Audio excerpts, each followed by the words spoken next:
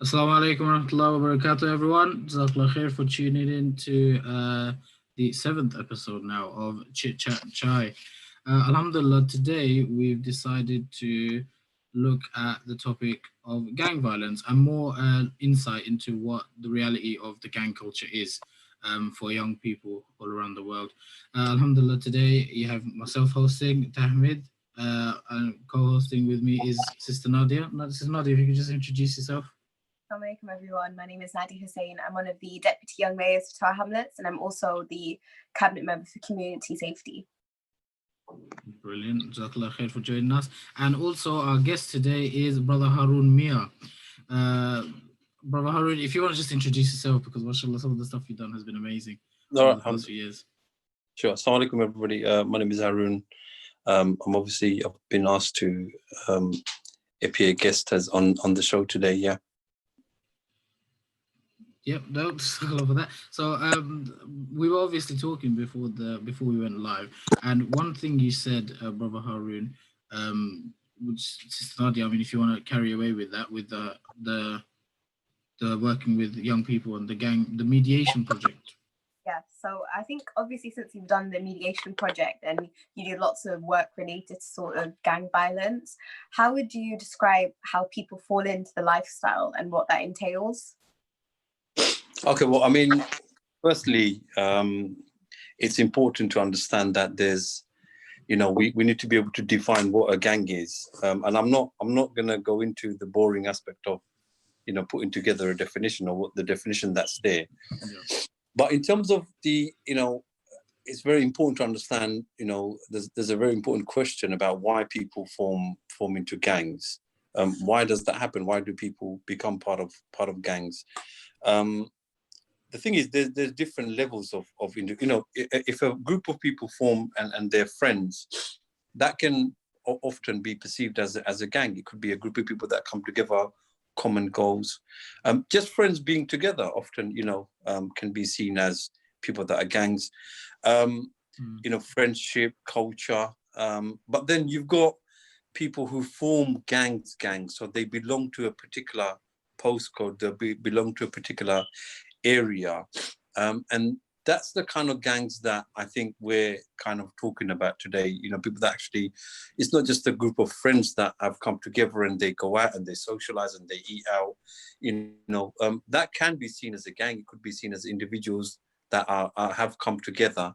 But I think what we're talking about is people who organize themselves as a gang. They have certain common goals that they're working towards, not necessarily a good gang or not necessarily a good objective, but yes, or something that, they're coming together and they're known within their postcodes, within their areas, as you see, they represent themselves as individuals from a certain area. So that automatically puts them into a category of calling themselves gang. I certainly may not be able to talk about the world perspective, but certainly from East London, from some of the work that gang provide a perspective from that angle.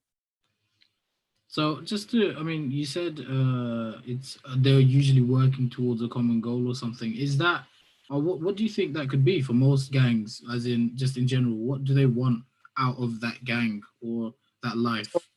Yeah, so I think, look, at the end of the day, let's look at this question of why, and then we can look at what the purpose is. Often people come together very, very, it's something very harmless. They come together as friends, they're playing football, then they know somebody, they know a group of people that they've grown up with on an estate, and then they're friends, and they play football together, they regularly socialize together, and often, they can be pulled in certain ways. So if we look at why people become part of a clique, often a lot of people won't say I'm part of a gang. It's just they're part of a friendship. They're part of a group of people that they hang around with. Often it's the culture. Often the reason they become part of something is because there's a certain culture, rebelliousness, peer pressure to be part of something, or it could often be peer influence. Sometimes people are influenced by what they see. They look at something and they say, wow, look, these people are very successful. Those people could be drug dealers. Those people could be people that do fraud. Those people could be people that do estate, and people people are chasing a certain status in society. Oh, I can hear a bit. Yes. Some people are escaping from reality and groups because they want to escape from the reality, which often within their own family. It could be that there's really breakdown. It could be low levels of educational achievement, lack of purpose of life.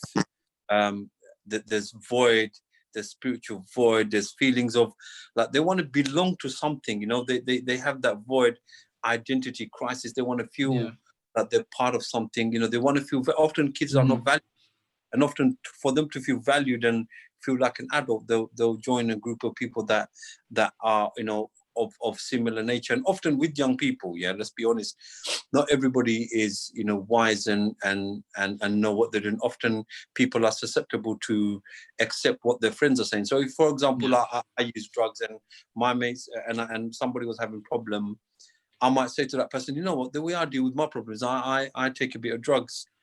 So, you know, that young person is susceptible to accept that advice from that friend, because they think, hold on, you know, I feel valued here. I feel like a valued person within this kind of group of friends, and therefore I'll accept what that person is saying. So often, you know, and that question is really, really important in terms of why do people form, you know, or be part of this. And then, like I said, you go into these gangs that are known gangs, like drug dealers, and there's a group of them, and their objective, remember we talked about objective is drug dealing. And there are a group of people that do this as part of what they do as gang. Okay, well, I mean, there's a lot to unpack there, sort of. So if we just so let's just go through a couple of things you said. I mean, one of the things you highlighted is maybe they're feeling that they're not receiving enough sort of attention at home, and they're going to find their own space, or that sense of belonging with a gang. And there's also peer pressure and all of this, and then there's also, you know, the grass is green on the other side. So they're seeing that what the people over there are doing, they want a piece of that.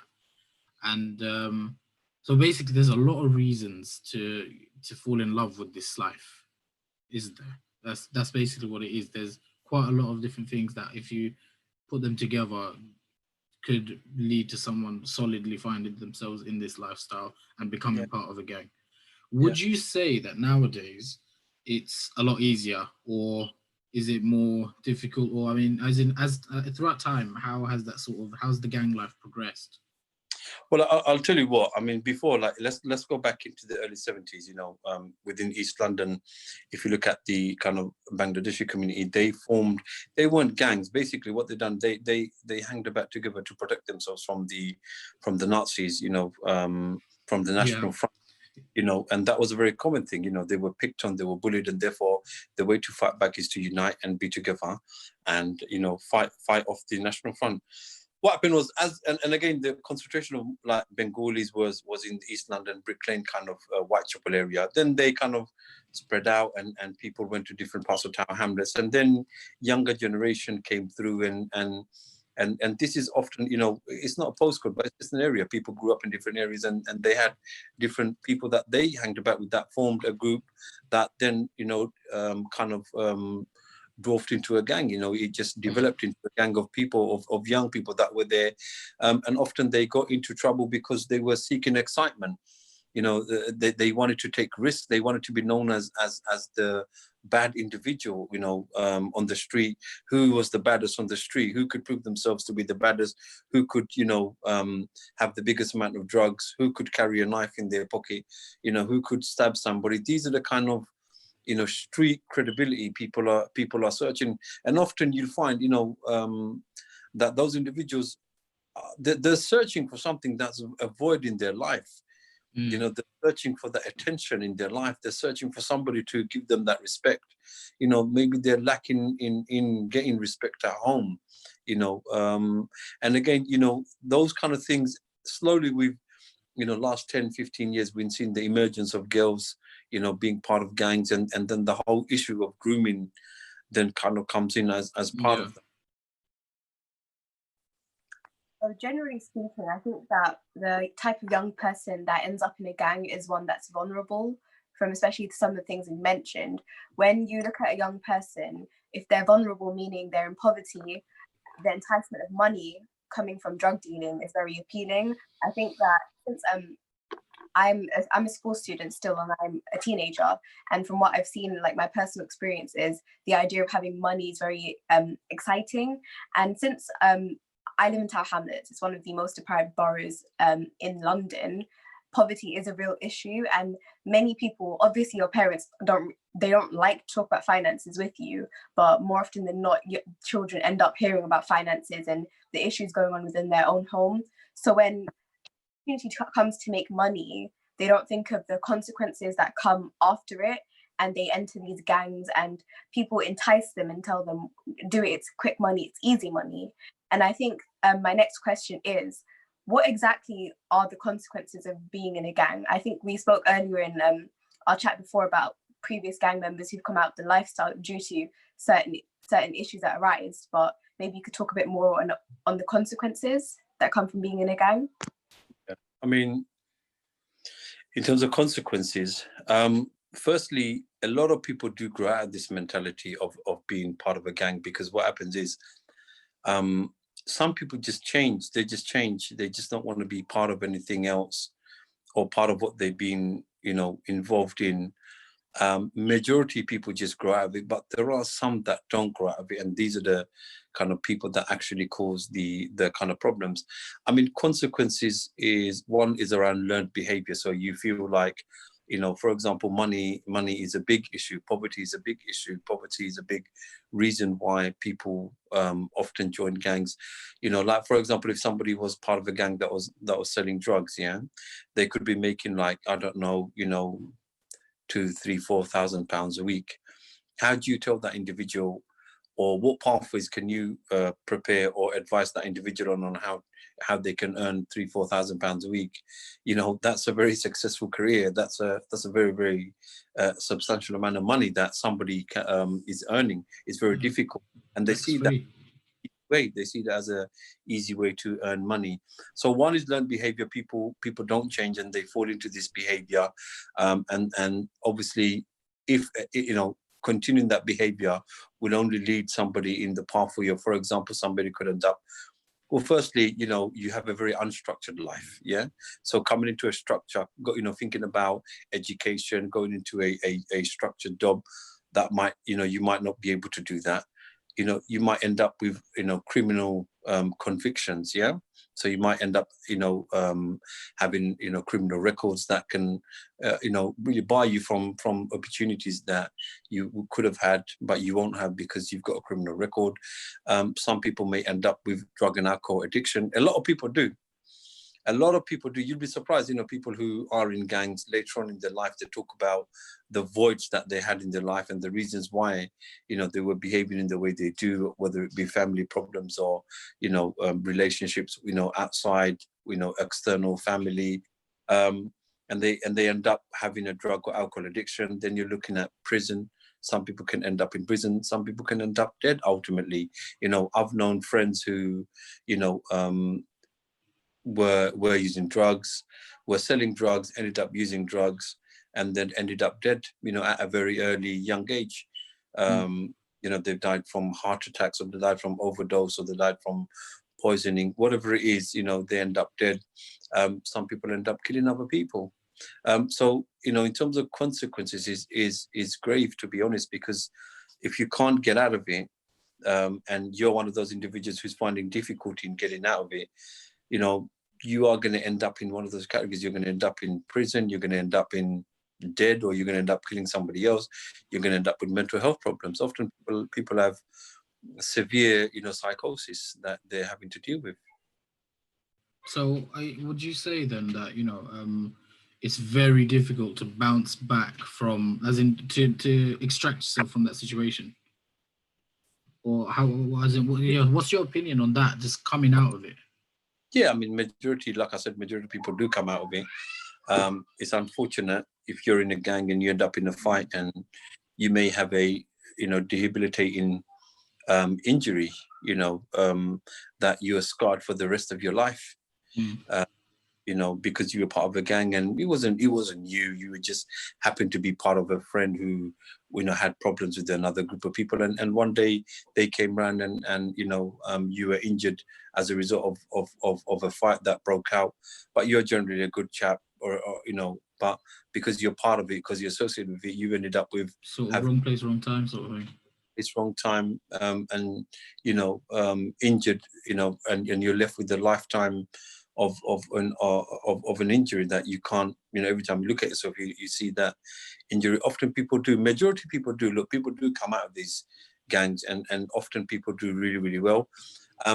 But breaking out of this mentality, I think often is the difficulty, you know, because that in itself can be very appealing, you know, like just doing nothing, just dossing, what they, you know, what they call as dossing around and doing nothing, and just doing stuff that, you know, hedonistic stuff that just excites you and just gives you pleasure, and all these fun stuff that you do, that can be very appealing for people. You know, because that's, you know, they associate fun with, you know, being in risky places, in risky situations, you know, so, you know, that can be a very appealing thing. And it's about, I mean, a lot of the time, you know, people role model. Sometimes people see other people who were there and they came out and they think, wow, you know, real achievement. So we do need these role models to come out and speak to young people and engage them in a positive way. I mean, let's be honest, you know, like where there's a concentration of a lot of young people, naturally young people come together and play and be friends. And that can often form strong bonds that lead to people being gangs. Yeah, definitely. I mean, when I was growing up through school, I knew a lot of boys from primary and stuff. And then when we went into secondary, that's when the sort of division started to happen. Like you could see who was closer with who and who would go to whose house. And then by the time we were in year 11, then the gangs sort of started, and different groups within the same classroom were sort of fighting each other and stuff. So it does take it can build up over time quite significantly. Yeah, I mean, look, us as human beings, we have a natural inclination to other humans, you know, to be part of something. Yeah. There's a nation there. We want to be. We're so, like they say, we're social animals. If we're not going to get that attention, that respect, often people just want to, like, you know, be treated as an adult. Like, you know, young people, they want to be responsibility. Yeah. When that doesn't happen, and at a societal level, then people can seek that from outside. People can seek that From other sources. Yeah. So, you know, so what's important is this familial, you know, engagement. You know, we need to make sure our kids are engaged. We need to make sure we're consistently making our kids feel special. You know, and obviously, look, you know, poverty is a big thing, but you know, often, you know, teaching people to be happy rather than being rich, because being rich doesn't necessarily mean people are happy. You know, a lot of rich people, you know, end up not being happy. It's just, you know, they don't have nice people around them, you know, people that love them for who they are. And teaching these qualities, these skills to our kids is important, that, you know, be happy. You don't necessarily need to be rich to be happy, but be happy, live today. So going on from that, from what I've like understood is that we should be teaching our young people to obviously not see money as like the main goal, because that's very much what gets young people in trouble and in gangs. What are the other ways that young people can sort of pull out from gangs and get out of that sort of lifestyle? Obviously, it would be very difficult at first because you have to have like a very good, strong will, but maybe direct our viewers to where they could get help, and maybe just understanding of how to get out of it. Mm-hmm. I think we've you know, I still have friends who are, you know, up to no good. Often people just come out of have other responsibilities, like, you know, when people have families, you know, they don't have much time that they can give to their friends. If people are studying, if they're educating in education, then they're obviously, you know, going to be focusing on their education. Responsibilities like that are like a job, for example. When people get into jobs, you know, they don't have much time for friends. those kind of key things can be quite important in terms of people breaking away from, you know, usual friends. And I think people need to be educated around, you know, the consequences of being part of gangs, you know, what it can lead to.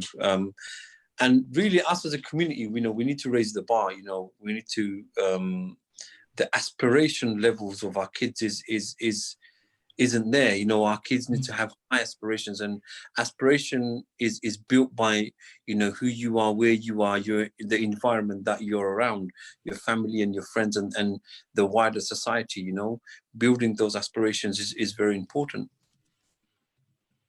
So, I mean, just for example, like, you know, policy makers, you know, they significant role in increasing the aspirations of young people. You know, we only have a certain point, and then, you know, that's it for us.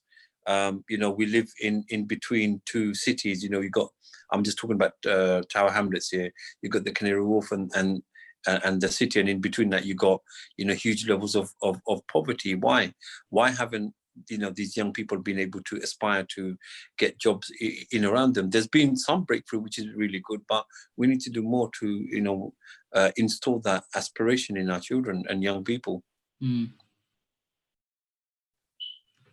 Yeah, no, I think I definitely agree with that. There needs to be a lot more in the way of opportunities and pathways for younger people, because if we're not setting that, if we're not giving them the options, then that's when they sort of just look at what's already available to them.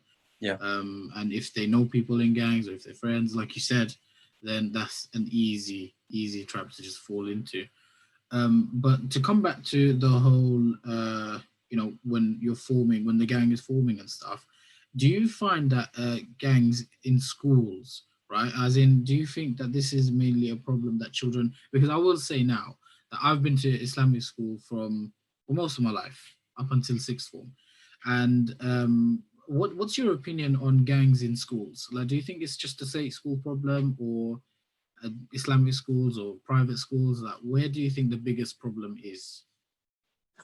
I think that gangs are formed in different places. You know, you got gangs that operate in schools, you got gangs that operate in their areas. So it can happen. It can happen in Islamic schools. It doesn't mean, you know, everybody that goes to Islamic school is, you know, doesn't have those inclinations. Remember, who decides where we go to school? It's not us, it's our parents. So that's the aspiration of our parents. It's not my aspiration.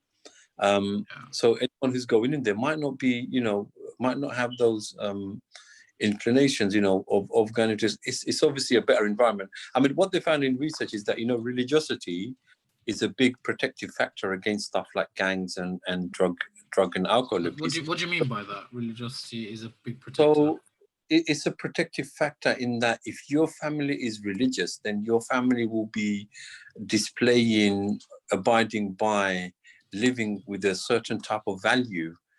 You know, they'll teach you through their own behavior, you know, around the values of being honest, being decent, being you know, a good individual. You see the values of good citizen, a good person. If I'm being taught these values as a child, then there is more likelihood that as I grow up, I'll conform to those kind of values. You see, because I've seen those values, those behaviors within my mum, my dad, and my brothers. So I'm not saying it's going to happen every time. I'm just saying that there's more likelihood. So religiousness or religiosity is a protective factor to people, you know, not ending up in gangs and drug and alcohol abuse and all the other kind of vice that are prevalent within our society. I think to add on top of that, within schools, there's also friendship groups, and when you live in sort of council estates, very much where lots of post-Cold Wars come from. I mean, people often say that you're fighting over a letterbox assigned to you by the council. That is true to an extent, but obviously, when you grow up in a friendship group throughout primary school or perhaps secondary school, you're very attached to those people. And even though they might go down paths that you necessarily wouldn't approve of, you find yourself wanting to go with your friends just because they are your friends. And I think that's where many young people often go astray, because when you're growing up, there's a fine line between friends and family. Obviously, your family or who you live with day in, day out, but your friends are who you spend most of your time with at school. So it gets very difficult when your friend is going down a wrong path and you can't stop them. The only thing you might be able to do is join them to make further mistakes. But that's where it gets very tangled up, because once you're in that life, you can also get addicted. The friend that you wanted to protect might end up coming out of it, but suddenly you find yourself unable to come out of it. And I think that's where people need to be helped a little bit more. Obviously, friendships are important growing up, but I think one thing is you haven't met half your best friends in life until after secondary school. What you see isn't like the friends that you're going to be with forever. And I think there's a very warped vision around it. Obviously, as you grow older, you realize, oh, the people I knew in secondary school, I may only know a handful of them now, or are really in contact with them now. But when you're actually in secondary, you find that I can't imagine living without these people. So it's very, I think life advice from older people in this situation would be helpful, but it has to be done in sort of an appropriate way, because young people don't tend to like to listen to old people. Like, back in my day, I think it's very much coming down to their level and actually saying, you know what, I didn't meet half my best friends until after secondary school. I'm telling you, that person who annoyed you the other day in that class, you're not going to remember them. And that's one of the things to perpetuate. We have to constantly move forward. But when we drag ourselves down and attach ourselves to people who may be doing things you don't approve of, as much as you love them and want to protect them, once you've given your advice, what more can you do than leave it up to Allah? Yeah, I think if you look at, young people development, their minds are still developing up until the age of 21. People are still developing themselves about who they are. And, if you tell a young person, look, this person is no good, they're not willing to listen to you, because, they think they know it better, don't they? They lean more towards that person. Yeah. And they think they know. I mean, look, when I was young, I had so many friends, lots of friends. But now I only have a handful of friends that I call friends, because, as you grow older, people develop different interests. People develop, their views change. Yeah. Change, and you lose interest. That's just normal part of life. Gaining new friends is just a normal part of life through different, initiatives, ideas, activities, and stuff like that. Young people need to be prepared. Like preparing somebody for that is really important. Preparing young person for that. Look, one day someone might be your best friend, but tomorrow, 2 years later, that might not happen, because people's interests, they differ. People's opinions change. And that's very common. Often young people, they have this idea that that's my best friend, and I expect for them to be my best friend for the rest of my life. And when things fall out, it's like, a huge crush for them, and they think, what's going on. They have difficulty in, taking that in. So it's preparing young people that, things happen. You might not have the best friends for the rest of your life. That's just how it is. But you are going to make different friends. You are going to make new friends. And it's important they have those skills. And us as people in the community, Faith Inspire, we need to be able to install, when we're interacting with people, those kind of ideas, those kind of values, and really build those strong brother and sisterhood, do you see, amongst ourselves, that come together in Faith Inspire as, we're not a gang, are we? We're just Faith Inspire members, and we've come together for a common cause, and these are our values. And if you conform to these values and you like them, come and join us. You know what I mean? So we have to be able to teach young people these kind of things. I'm coming from that perspective, guys, because obviously, look, I've lived a certain age, and I've, as a young person, I remember when my mum and dad said, this ain't good for you. I thought, come on, better than that. He's a fantastic person, not knowing.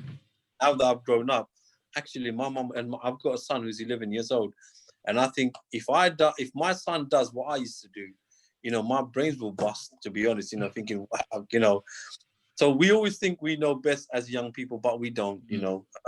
And it's about giving young people that room to think, to reflect. Do we teach our kids these things? Reflection. How do we reflect? Very important skills in life.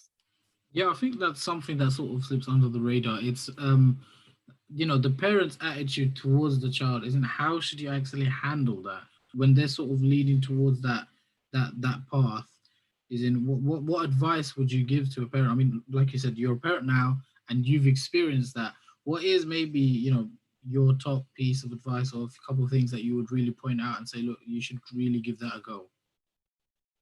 What, as in advice to parents? Advice to parents, yeah. Who have children, yeah? Yeah. Obviously, yeah. Okay. I mean, the thing is, you need to be able to balance between advising your children and giving them the space to grow, and having that relationship, building that relationship with your children, that to a point where they know if there's anything wrong, if they're having difficulty, then they can come and talk to you. And do you have that place? They've done a research. I'm going to bore you a little bit, right? They've done a research. And they found that one of the most important tools you need to have in a household is a dining table. Okay, and they from modern living, one of the biggest problems was that children didn't have a platform, a place where they could come together and discuss these kind of things, that they may be having. I mean, one of the things that, look, before, people used to bully each other at school, so there's gangs that would bully other people, and often, that caused a lot of unrest. Now that's happening online, for example. There's online bullying. And again, there's groups of people that coming together and that are bullying other people, other young people. That's really important. What are the platforms? What are the avenues that young people have to be able to voice how they're feeling? Mental health is a big problem. A lot of young people often, like they lash out, they're angry because they have anxiety disorders. They have depression. That's never been picked up. I'm looking at my own young, my youth as a young person growing up, and I'm thinking that individual could have, I'm thinking about all my friends that were, some of them that were loopy, that I've children. I know he had problem, but maybe it's because he was suffering from depression or anxiety. That's why, he behaved in that way. So a table, go and buy yourself a dining table.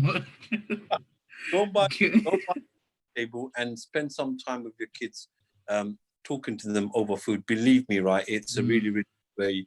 I mean, I do that regularly with my kids. I'll make sure everybody sits down and people are, we're talking about things. And also, like, give a damn about your kids. Often we compare our kids to other people. Yeah, I don't know if I'm able to, but give a damn about them. Find the, one thing, right? Let me tell you, right? Again, I might bore you a little bit. Mike Tyson, right? His trainer, he blamed his trainer for the person he became. He was a ruthless individual. Yeah, Mike Tyson was. You guys are very young. Obviously, you guys may not know about Mike Tyson, but you know why? He said, "I'm like." Because my teacher, my coach said to me that I was the best. I knew I was undefeatable because I was told I was the best and no one can ever defeat me. That's why I became so successful. How often do our parents, or do we put our kids down and we compare our kids to our, they look at so-and-so's son and daughter, look, they're doing really well. What's wrong with you? You know what I mean? We all fall into that, believe me, we do. It just slips out. It does slip out. And we're, we say we're not non-judgmental, but we are all judgmental. Everyone is judgmental deep down. In our own way, we're all judgmental. Yep. So look, we have to make our children believe, and we have to have that faith in them that they are the best things and they can achieve whatever they want. When we become 40 and 50, we go to these coaching classes and they tell us you can be what you want to be. And we think to ourselves, why didn't somebody tell us this when I was 18, 19, when I had the energy and the ability and the faculty to go out there and achieve? This is what we need to do with our young people. Give them the aspiration. Give a damn about them. Give a damn kids. Because ultimately you are going to help your kid. Protect your kid from joining gangs that just doss around and do nothing. One thing I do have to say, right? Some of those guys who are dossers, right, become some of the best individuals in our community. And I'm just saying, I'm not saying go and join a gang. Okay. Well, I'm saying some of those people who do change, guys, some of those people who do change often become the cream of our community. And I can evidence that, through my mentors. Some people who are my personal mentors were former gang members who have changed their life and have become inspirational for me as an individual, and that's what's helped me. So I talked a little bit about role modeling before. What we need to do, we need to open our arms and dialogue. Often they can be quite intimidating. If I'm walking down the street and I see a group of young, people that are behaving in a certain way, it can be very intimidating. It can be very scary. Often we need to talk to them. You'll find that they're normal individuals. We need to have the courage often to speak to them and invite them to good things like Faith Inspire. And some of them are very, very talented individuals. Just haven't explored that talented part of their brain. Yeah, no, those are all great points. I agree. But to come back to it, so that's sort of the adult/outsiders view, what they can do to help the situation. If you were to now go back in time and you're talking to your teenage self, what would you tell yourself? One thing, you only have time for one thing. What is the one point you would try and get into your head? Because as you know, youngsters can be quite strong-headed and determined with their own thing. So what would you say to yourself that, you think would set you on a different path? It's a very, very deep question. Yeah, because I mean, for all the younger viewers watching and stuff, they might have on their mind that, or they might be in that scenario now. What sort of advice do you think you could give them that would... I'll tell you one thing that I would tell myself, and that is believe in yourself and your skills and your abilities. That is one thing I'll tell myself. So what I mean, is that something that you felt you didn't do? Because personally, I think that, people don't believe in themselves. People don't think they can be great. People don't think they can achieve great things, but they can. And, the biggest lacking in their life is belief in themselves. People are always chasing for things that they don't have. But what they're lacking is that belief in themselves that they can achieve, they can be great, they can do good for themselves. So I'd say that believing in yourself, believing in your abilities, believing in your skill set, believe in yourself, believe that you can achieve. That is a great lesson in life. That I've taken, and I think to myself, if only I believed in myself 20 years ago, if only I took a leap of faith 20 years ago and I believed in myself. Because often when you take a leap of faith, it's a very lonely place, because there are haters, there are doubters, there are people who put you down, you can't do it. And that's when your faith has to come in, and you have to say, I believe in myself. I believe in what I'm doing. Have that focus and do what you want to do what you need to do.